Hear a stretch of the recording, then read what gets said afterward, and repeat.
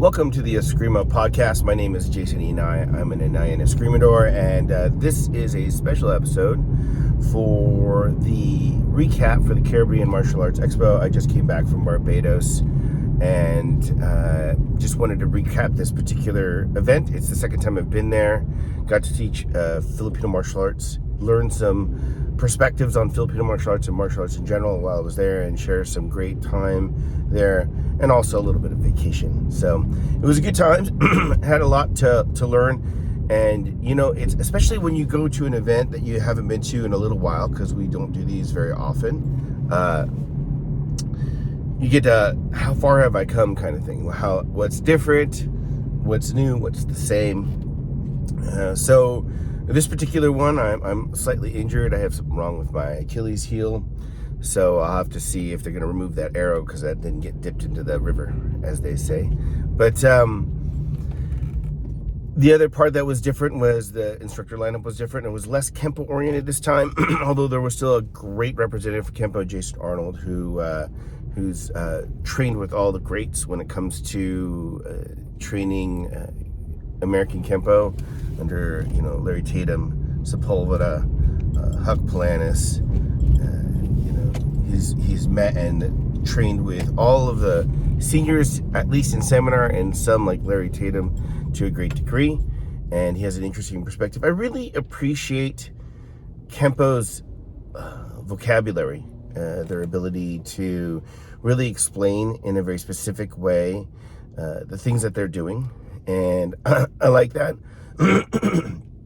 as a means of, being able to properly communicate and transmit a body of knowledge. Vocabulary is very important. We can name it all kinds of different things, but then what happens is the organization gets larger, or as you train with others, right? It's harder to exchange information other than technique when your nomenclature is completely different, or you have a complete lack of concept and principle structure in order to communicate in a meaningful way. It was one of the things I greatly appreciated from my student Guru Simone Schlotels. May she rest in peace, right? So it was people like that, like my father, others that live today that I still have interactions with, where we can have meaningful conversations, because we have a similar set of concepts and ideas that we can discuss and turn around over in our head and play devil's advocate with and everything else. So American Kempo really has that. They use terms like contouring and bracing angle and gravity anchors and whatnot. So there's a great set of terminology. So I very much enjoyed that part of the event. The other person that taught is a gentleman by the name of Michael Werner. He's from Germany. He just got his Lakan Dua, which is his second degree black belt in the World Modern Arnis organization that's headed by Datu Hartman. And he has an interesting perspective on how to do some techniques and things like that. So it was fun to see, something fresh and new. Right? It's always good to remain open. It'll inform your training, at least in the sense of what you like, what you dislike about other arts, what you like or dislike about your own art, and how those open perspectives allow you to be a little bit more meticulous about your own scrutiny, your own self-scrutiny, right? Because that's really important. And of course, the irrepressible Datu Hartman, who is the one, along with Carl Outram, who are the people that have invited me to the event, have basically been running and promoting this event. It's a good experience. If you get a chance to go in 2025, I highly recommend it. We got to do a lot of things together. Let's share some camaraderie, talk about the community directions to go, build out new events, new organizational fun stuff to do. I also got to meet some nice people like Claudine, who has her own school out there, and then I met Trey and Jen who train, and there's just a bunch of people that I got to share the week with, or at least part of it, because I went in a little bit early. in order to spend time and be able to relax and recharge and have a great time. I worked my 2 sessions off of 2 things. My first session that I taught, I worked off of utilizing an Inosano like 2-for-2 drill, essentially what it is. It's also a jab for jab drill, if you will, and it's a quick checking. And I use that as a way to build out timing to work the counter attack and closing techniques in a vanilla way, very basic way for a Serrada. And so that was stimulating for myself because it's the first time I had done that. And I did it simply because I wanted to teach I wanted to talk about the question of when, and then I also wanted to talk about Serrada. Like a lot of focus. If you're a Serrada player, you'll recognize that a lot of focus is on the catch or the block, and then you do your counter, right? And so we don't decouple that, right? Your block itself is your self-defense. Your first block and your first counterattack is your self-defense. The rest of the counter is a template, if you will, to build counter-attack or just attack, however you like to look at it. So playing with that idea inside this 2-for-2 drill that comes from my Uncle Danny allowed us to really explore just that part of Serrada and de-emphasize the block, right? And the purpose of that is for us to have a greater ability to scrutinize one portion of the counter. That was met with a lot of positive feedback, which is great. I think I could do it better next time, as far as like how I would introduce that. We got to always remember that our Eskrima practice, our knees practice, Kali practice, however you want to do it, and the drills that we do isn't really that. It's not the drills that you do in martial arts, the techniques that you do in martial arts, the forms, the katas, the jurus, the lankas, your templates, they ain't fighting. We use these things to get good at fighting, right? We use our curricula to explore what fighting is like and what it's about and how we might behave under that context.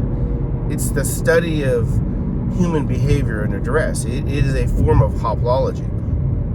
That's what your martial art is, right? So when I'm teaching and I use a drill to explore something, I use it to pick at the truth, if you will. Truth in fighting is a very difficult thing to pin down. And what I mean by truth is something that's efficacious, efficient, right? And is deliberate, right? Because we don't want to accidentally hurt someone. We won't go too far. And if we were determined to go all the way, if you will, then we want to do that in a deliberate fashion, right? This will allow us to control the outcome and beyond the repercussion of the outcome, right? It'll also be able to control the perceptions of your opponent and control the perceptions of the bystander or onlooker. We want to have that ability in our fighting because maybe you're fighting a bunch of people and you want that first victory over the first person in a multiple opponent fight to be so impressive, or to leave an impression upon the other foes, if you will, that it maybe takes a little of the fight out of their heart, right? Or maybe it is that you're needing to subdue someone because you're working under the color of law, and you want to do it in such a way as to show that you took care of the person as you subdued them so that you could arrest them, right? So we use these drills and everything to pick at that, to find that truth, right? And truth is something that we can explore, or at least try to corroborate or verify through speed and power. You practice your techniques smoothly, practice them precisely, right? Make sure that they're well timed, right? And then as you do that and you work on that, add a little power, see if it holds under the pressure. Add a little speed and power. Just find your threshold. It's not always that the threshold that you find is the the threshold of the movement or your art, it's more frequently the threshold of your ability or maturity with that part of the art, right? It's a thing that we need to understand. Like, people will say, oh, well, joint locks aren't for anyone, you know, like, they're not real, you got to go back to striking. Well, I mean, look at the Brazilian Jiu-Jitsu folks really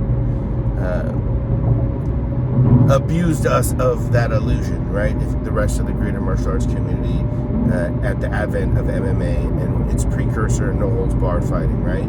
All of a sudden, oh yeah, okay, so we have to acknowledge that grappling techniques, this is something that warrior cultures and warrior traditions have known forever. That's why in the Filipino martial arts you have Dumog, Buno, Lumid, right? Or whatever you want to call it, the Filipino grappling techniques, right? Are there because they're efficacious, they work. If you know how to make them work, though, it's that maturity thing. So we use drills and we use techniques to pick at that truth, right? And we got to always remember. So this last weekend when I taught this portion, right, using a drill to build out timing, to find out how we could enter and move in and and do all that, right? The second session was pretty cool. Worked on empty hand and knife translations for that. I always start with, you know, my father saying that, you know, Inay is not a knife fighting style. In fact, I completely say that the knife system of Eskrima isn't a fighting style, right? It's not a combat system. First of all, the idea of having to add combat or that into your main title, as if to say that your art or system is better, is kind of redundant, right? Because if you're not doing martial arts for fighting, then you've got no martial in your art, right? So it should go without saying, right?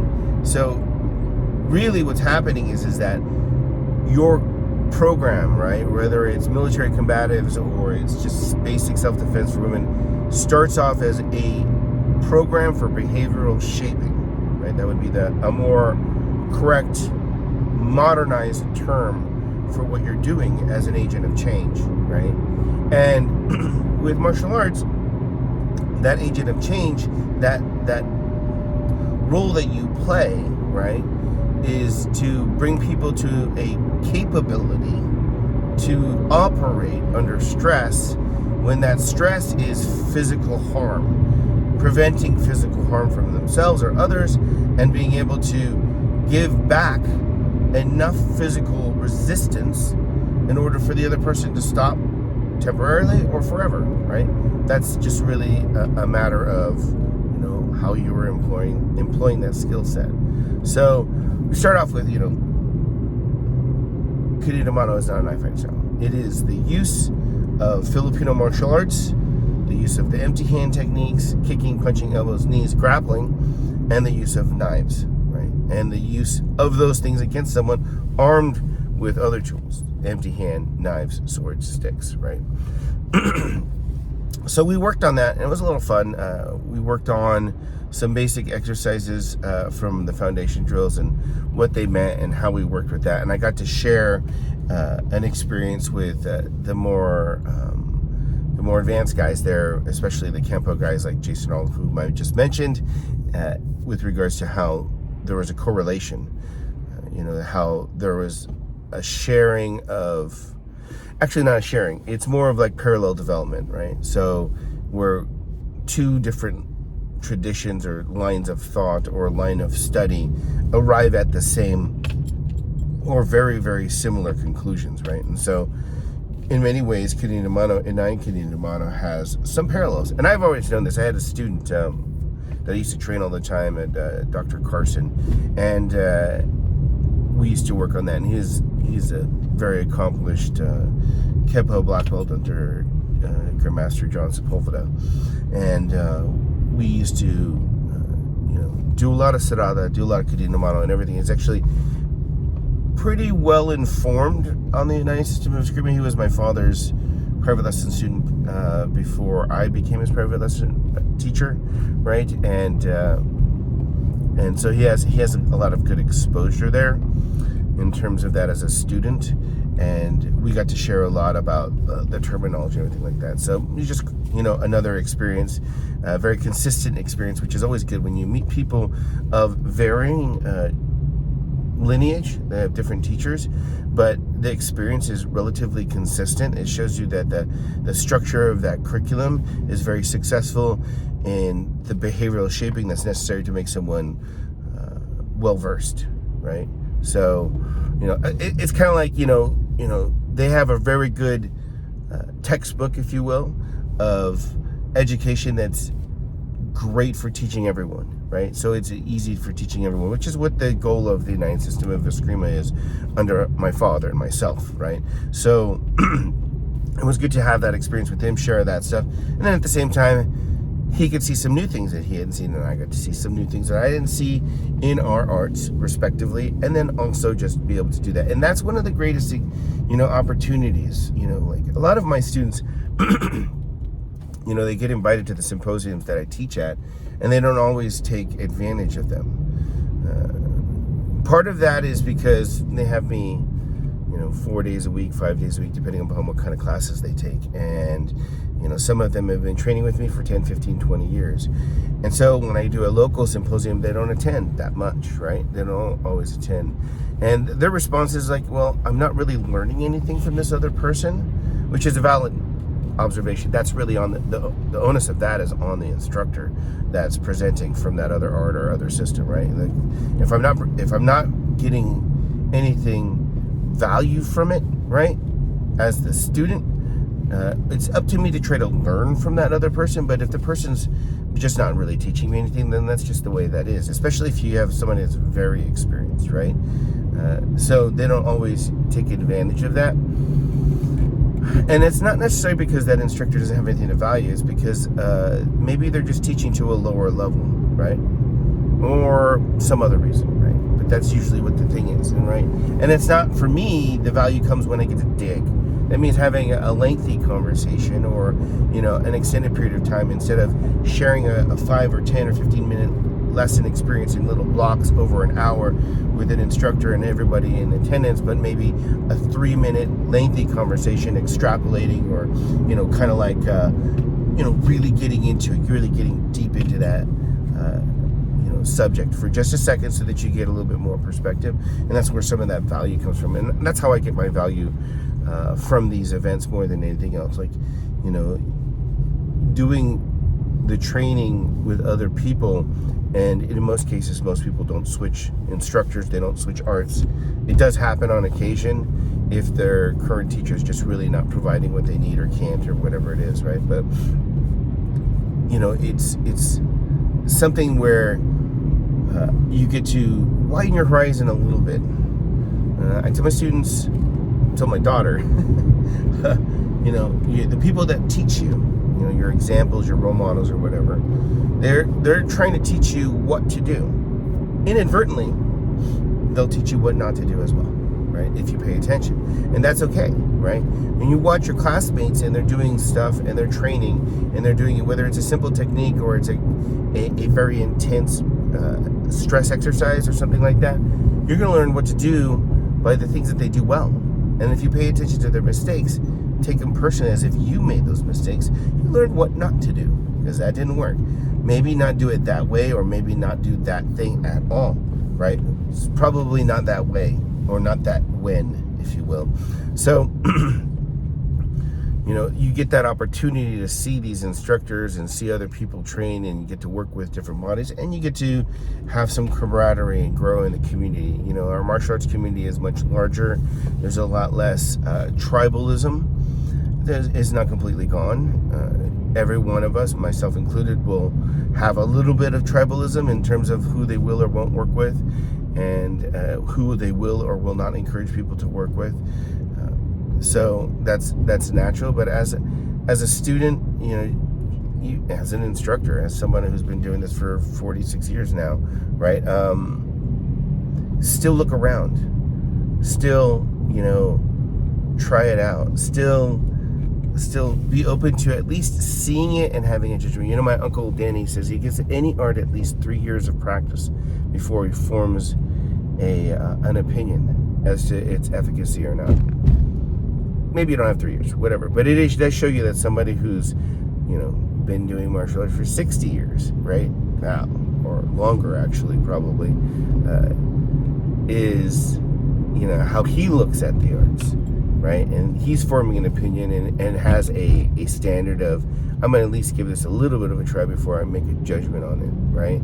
Don't listen to, those websites and Facebook groups where they're just poo-pooing everything. Sometimes they're taking things, most of the times they take things out of context, right? And that's okay, because, the thing is that as we train and we do things and we develop confidence, we fall prey to the idea that our art is the best.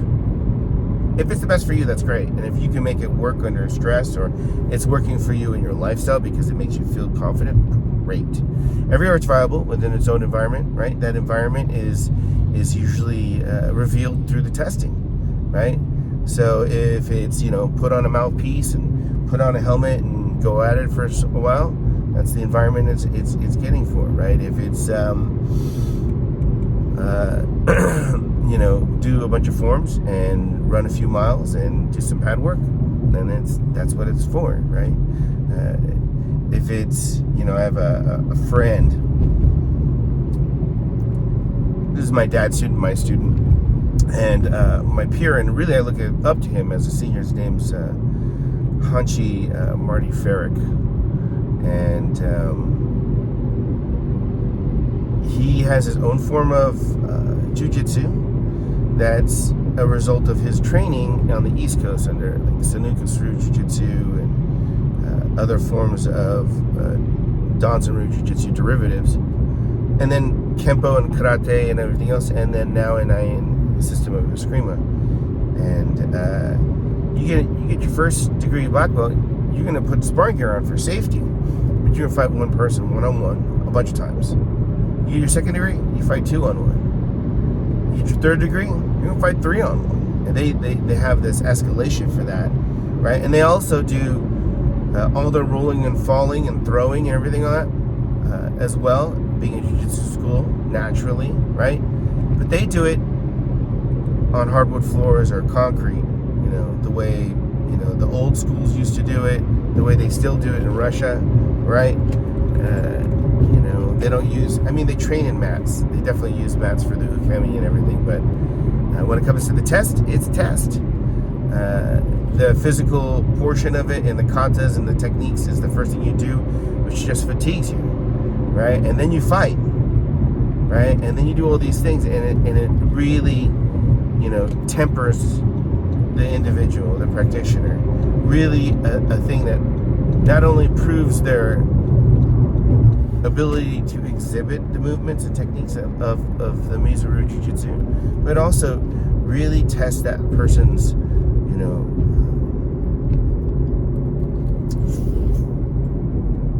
just the fiber of their soul. It's a great way to do it. Not everybody would want to do it. Not everybody does make it through his program, but his environment that he trains his people for is probably one of the most grueling testing elements I've ever seen. In full katas and forms, from karate, taekwondo type movements, right? Kempo, full, jiu-jitsu kata, which would be all the throwing and falling and all that other stuff, and then full ukemi exhibition, right? And then all that sparring and everything else, and pad work that they do. They're very tough individuals.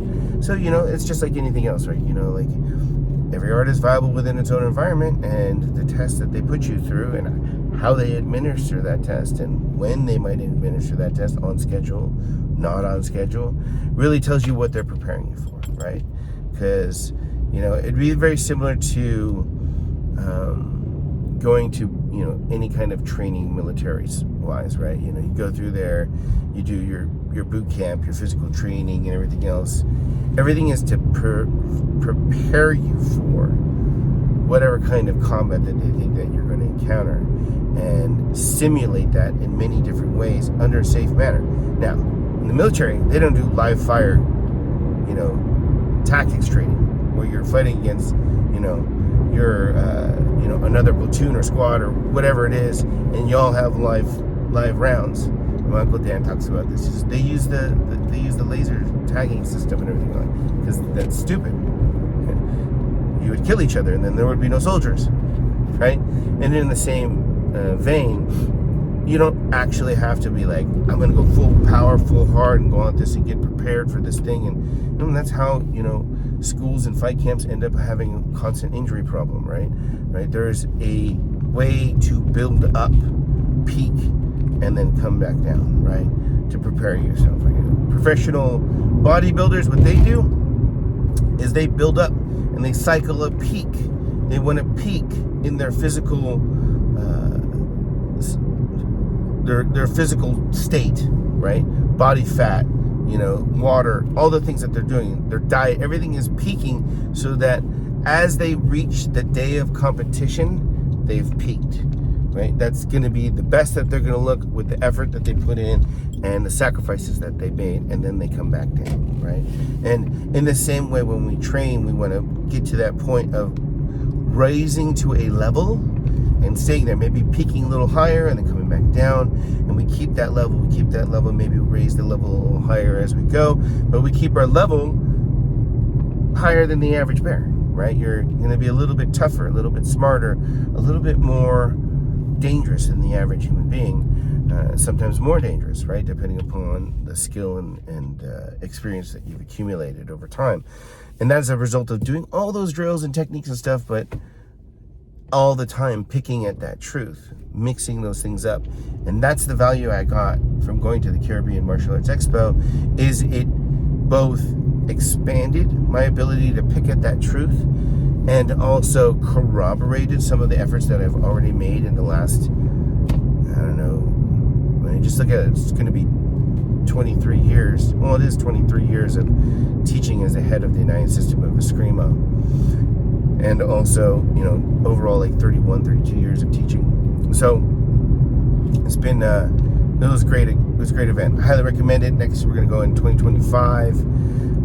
It's going to be a lot of fun. There are going to be a lot of great instructors there. And I'm so thankful for all the people, the councils, if you will, for the Caribbean Martial Arts Expo. It was great. And can't wait for the next one. Anyways, I'm almost to work. It's back to the grind. And I'll see you all on the training floor.